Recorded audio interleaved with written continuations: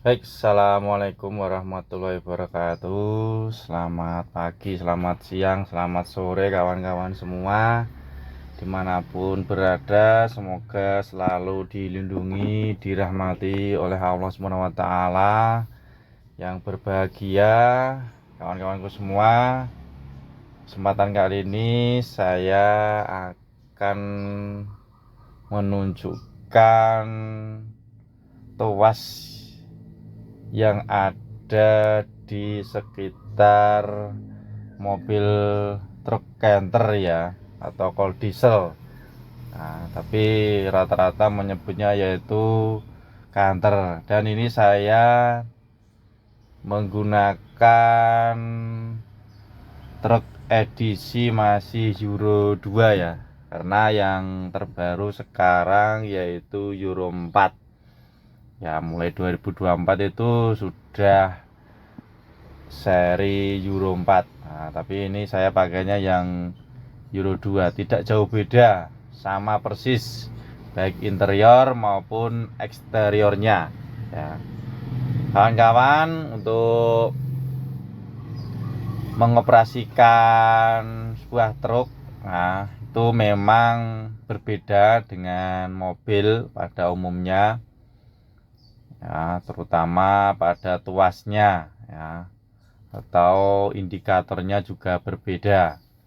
Nah, baik, yang pertama yaitu di sekitar setir itu sebelah kanan ada tuas dan sebelah kiri juga ada tuasnya, dan tidak jauh berbeda untuk persnelingnya atau giginya. Ini jumlahnya ada 5 ya kawan-kawan. Jadi beda dengan mobil. Mobil itu biasanya maksimal 4. Dan arahnya ini juga berbeda. Baik, nanti saya akan ulas semua mulai tombol sama persnelingnya ini ya. Baik, untuk yang pertama ini di sebelah kanan. Nah, sebelah kanan tuasnya ini seringnya dipakai untuk sen sama lampu atau bagian penerangan ya.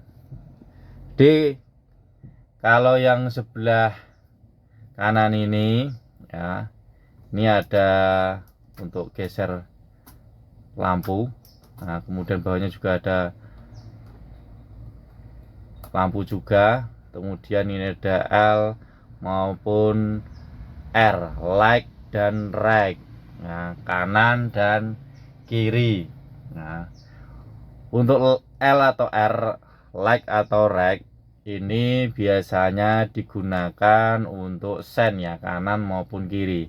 Geser kanan ke bawah, kemudian ke atas itu arahnya kiri ya. Jadi sekali lagi, ke bawah itu kanan, nah, dan ke atas itu untuk sen kiri ya. Kemudian untuk ini sudah enggak begitu kelihatan ya, biasanya ada kelihatan ini untuk tandanya. Untuk satu kali geser ini lampu kota, dan satu lagi yaitu lampu utama atau penerangan utama. Nah, kemudian geser ke bawah, nah itu lampu jarak jauh, nah, biru indikatornya ya. Jadi sekali itu kanan, sekali itu untuk lampu kota, kemudian satu kali lagi yaitu lampu utama, dan ke bawah itu lampu jarak jauhnya ya. Kemudian bawahnya ini ada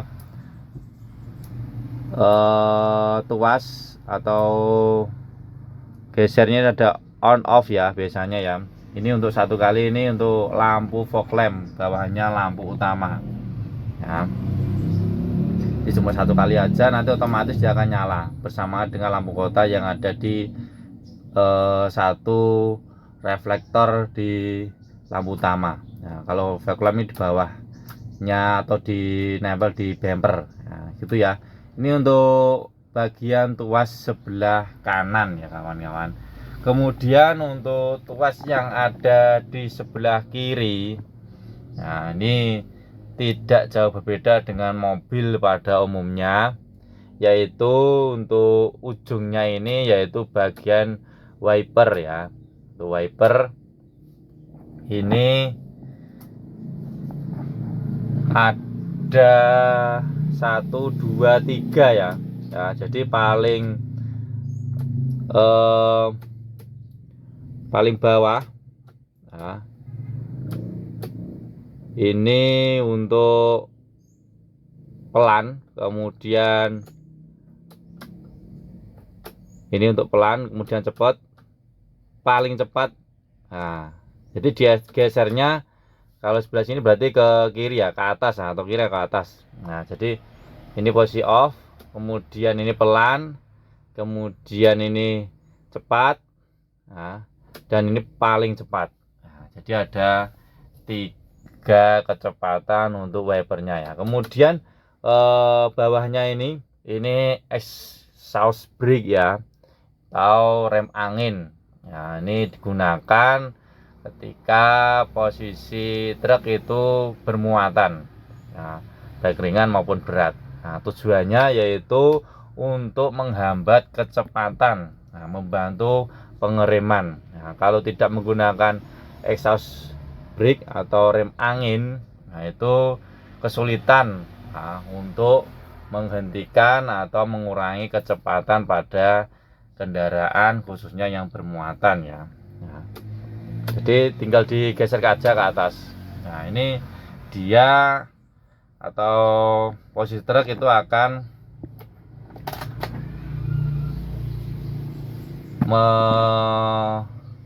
menggunakan rem angin. Ini enggak ada indikatornya karena posisinya harus jalan ya. Kalau jalan itu biasanya di sini ada terangan kuning ya, gitu.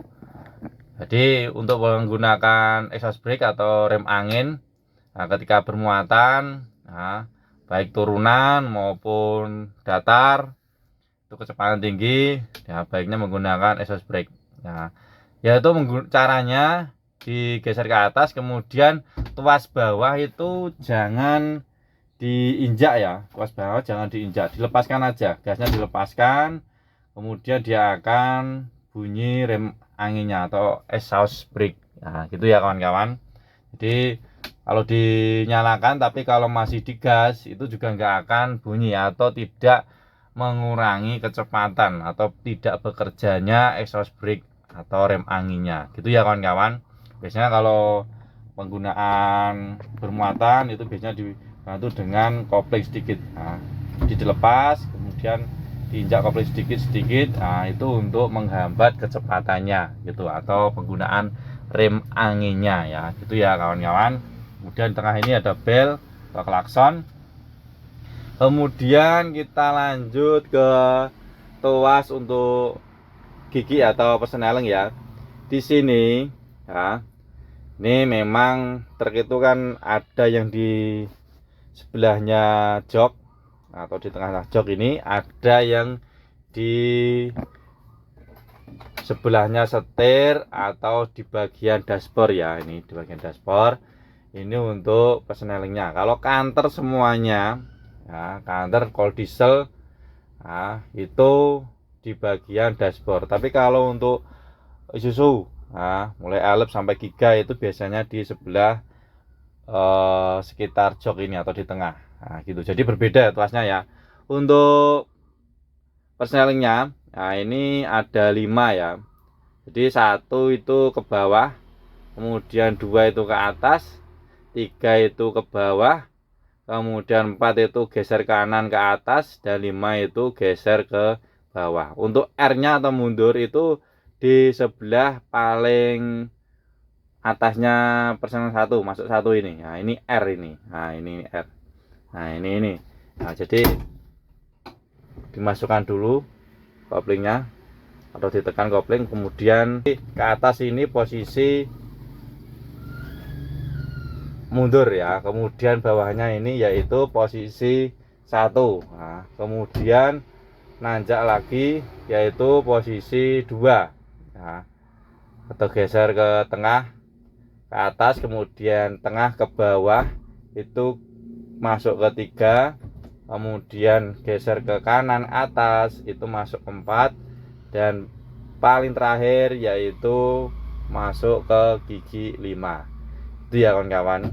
Nah, dan ini juga agak berbeda dengan mobil karena truk ini memang gardan besar ya. Nah, otomatis dia juga agak kesulitan kalau nggak terbiasa, terutama koplingnya ini agak dalam, kemudian memasukkannya itu juga agak keras tuasnya ya, beda dengan mobil pada umumnya ya, ataupun dangkal. Ini agak dalam, kemudian tuasnya juga agak keras pun berat. Nah, ini kalau posisi jalan atau menyala biasanya agak ringan sedikit, tapi berbeda, tetap lebih dalam sama truk atau diesel ya, atau mobil bermuatan, terutama muatan ini ya. Itu ya kawan-kawan, ini untuk bagian tuas pada persneleng ya. Jadi itu mengenal tuas yang ada di bagian setir, khususnya pada mobil, truk atau kanter, atau kol diesel ya kawan-kawan gitu. Ini seputar tentang pengenalan, semoga bermanfaat bagi teman-teman semua, khususnya yang ingin menyetir atau latihan menyetir kendaraan truk ya. Tuh, jadi kalau kalian pengen mencoba truk ya alangkah baiknya yang terkecil dulu, baru nanti ke tronton ya gitu ya. Jadi biar lebih lebih mahir untuk penguasaannya nanti ya. Gitu ya kawan-kawan. Sekian dari saya, semoga bermanfaat. Wassalamualaikum warahmatullahi wabarakatuh.